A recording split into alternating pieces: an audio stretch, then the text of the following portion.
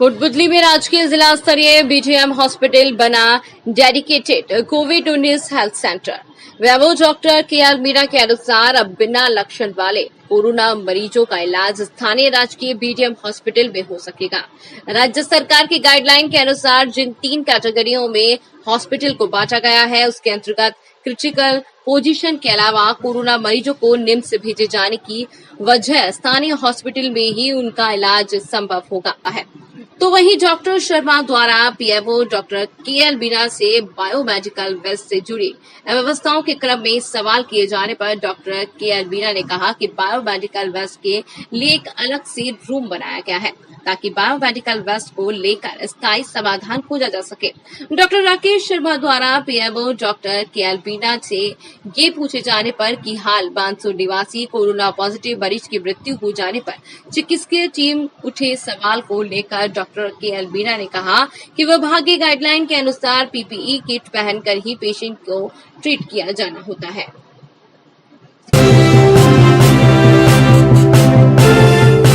Corona महामारी जिस तरह से धीरे धीरे बढ़ रही है और जैसे आईसीएमआर की गाइडलाइन है उस हिसाब से हम प्रारंभ से अब तक कोरोना वायरस महामारी को कंट्रोल करने के लिए कार्य कर रहे हैं।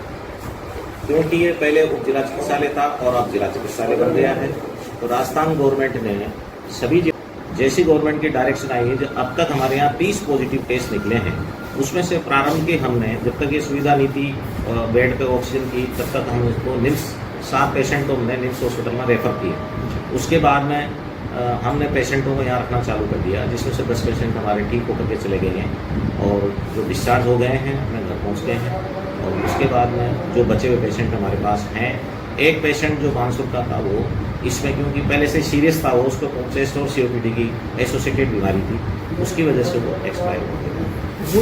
डॉक्टर राकेश शर्मा द्वारा पीएमओ डॉक्टर केएल मीणा से ये पूछे जाने पर कि हाल 500 निवासी कोरोना पॉजिटिव मरीज की मृत्यु हो जाने पर चिकित्सकीय टीम उठे सवाल को लेकर डॉक्टर केएल मीणा ने कहा कि विभागीय गाइडलाइन के अनुसार पीपीई किट पहनकर ही पेशेंट को ट्रीट किया जाना होता है।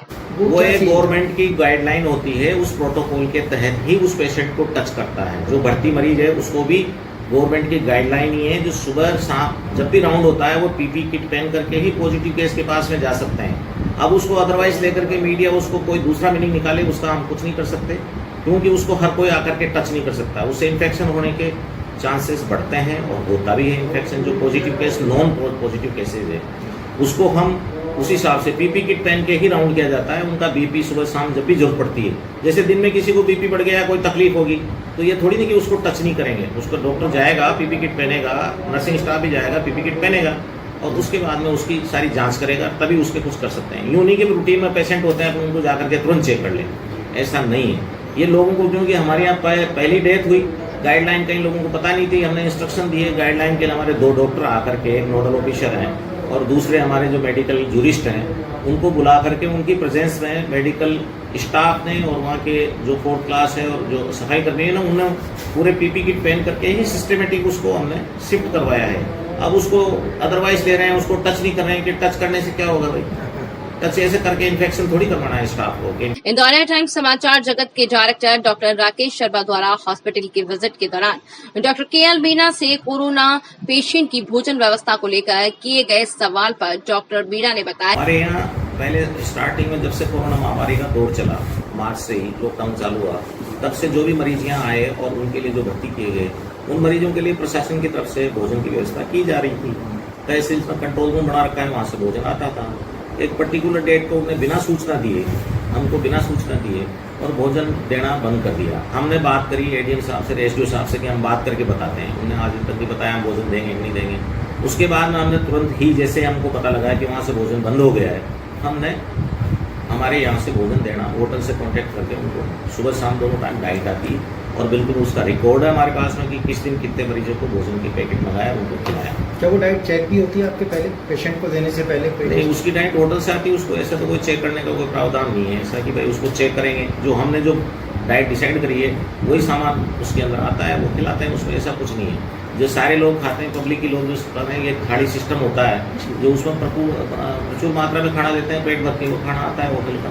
अगर उसमें कोई कमी बनी, उसी दिन उनको एक दिन खाना नहीं आया तो उस दिन भी खाना हमने होटल से मंगा के खिलवा दिया था। दूसरे दिन से हमने व्यवस्था कर दी। बाद में उन्होंने कहा भाई धर्मशाला वाले मरीजों को, कोविड केयर सेंटर के मरीजों को कौन खिलाएगा?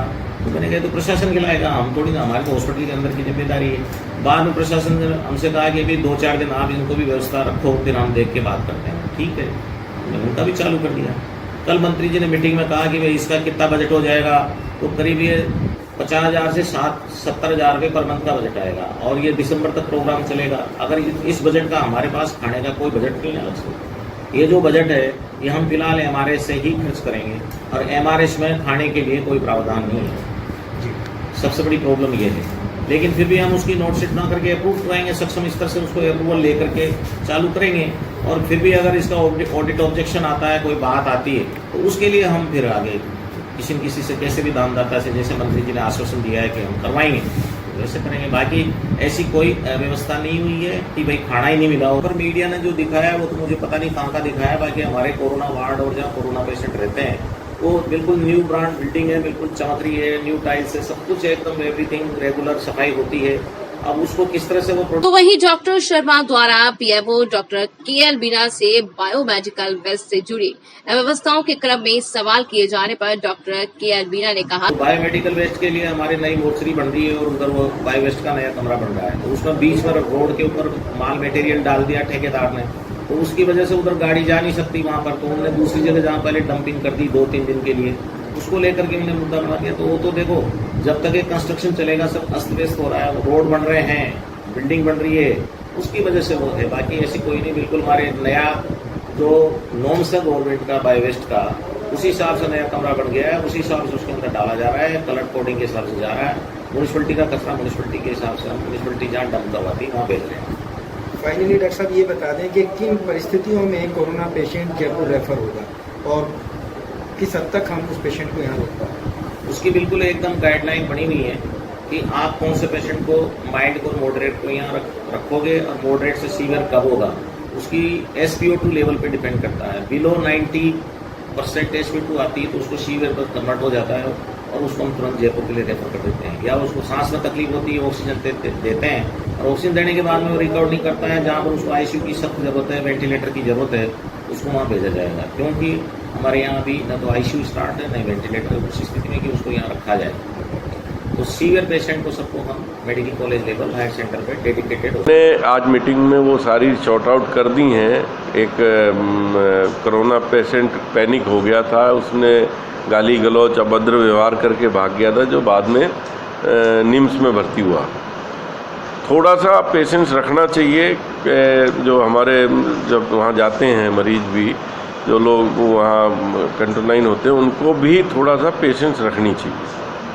और जो खाने वगैरह की कोई प्रॉब्लम थी तो वो एक दिन रही है, उसके बाद जैसी उसमें हुआ कि भाई ये खाने की व्यवस्था पहले हम सब मिलके आपसी सहयोग से करा रहे थे, अभी वो बीच में कड़ी टूट गई थी तो उसको दोबारा हमने शुरू करा दिया और वहाँ अस्पताल के फंड से बोल दिया कि भाई जितना चाहे वो धर्मशाला में रहें चाहे वहाँ रहे, वो पूरी व्यवस्था उनकी वहाँ से होगी।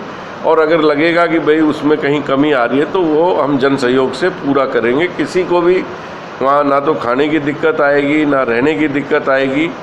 थोड़ा सा आप लोग भी जब जाओ तो जो लोग वहाँ क्वारंटाइन हैं उनको ये तकलीफ़ लगती है भाई हम अकेले हैं, और पैनिक भी होता आदमी, तो वो उनका भी कसूर नहीं है, एक मानसिक तौर पे साइकोलॉजिकल होता है। तो उसको थोड़ा सा हम लोगों को भी उसको समझाना चाहिए भाई कुछ आप भी सहयोग करो। मगर वो ये तो नहीं हो सकता कि अगर 10 मरीज हैं तो 10 के लिए 10 तरह की तैयारी होगी।